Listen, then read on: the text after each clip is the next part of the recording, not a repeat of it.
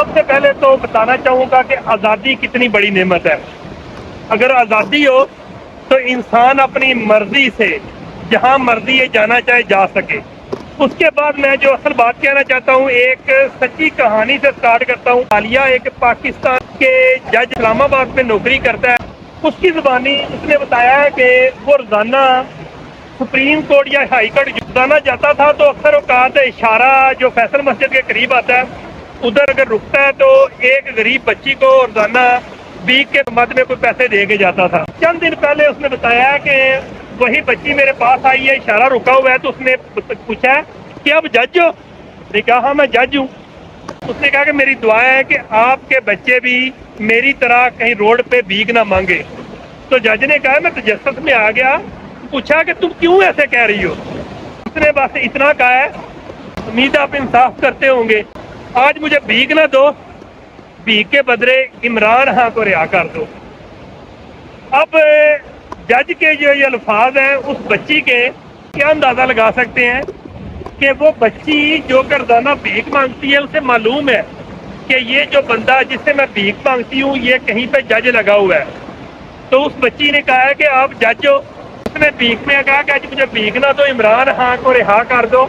ساتھ اس کو حوالہ دیا کہ اگر آپ نے رہا نہ کیا تو ممکن ہے کہ جہاں پہ میں بھیک مانگ رہی ہوں وقت آئے کہ آپ کے بچے میری جگہ پہ کھڑے ہو کے بھیک مانگے۔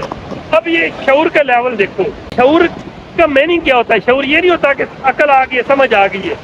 شعور کا مطلب یہ ہے کہ آپ اپنے حق کے لیے آواز بلند کرو، اور حق کے لیے آواز کس نے بلند کی ہے؟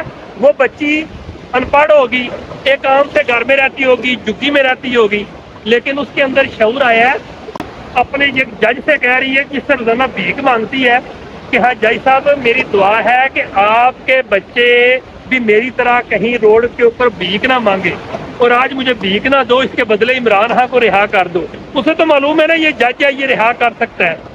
اب میں پاکستانی عوام سے کہنا چاہتا ہوں کہ آزادی کتنی بڑی نعمت ہے۔ آپ کے سامنے ایک ایگزامپل ہے، یہی میں ویڈیو کسی ایک عام جگہ پہ بناتا تو آپ مجھے لائٹ لیتے، لیکن اس جگہ پہ دیکھ کے آپ کا دل کرتا ہوگا کہ آپ بھی کسی ایسی طرح بیچ پہ آئیں، بیچ پہ آ کے جناب گھومے پھریں یا پھر کسی خوبصورت جگہ پہ جائیں۔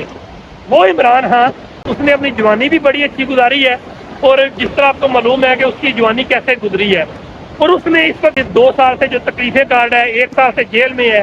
وہ جیل میں کس وجہ سے ہے؟ ہم پاکستانی عوام کے لیے۔ وہ بھی ہماری اس طرح بیچ پہ آ کے زندگی گزار سکتا تھا، لیکن نہیں، وہ چاہتا ہے کہ میری عوام کے اندر شعور آئے۔ شعور سے آ گیا ہے، لیکن شعور کیا چیز ہے؟ شعور یہ نہیں ہے کہ آپ کو سمجھ آ گئی ہے، شعور یہ ہے کہ اپنے حق کے لیے نکلو۔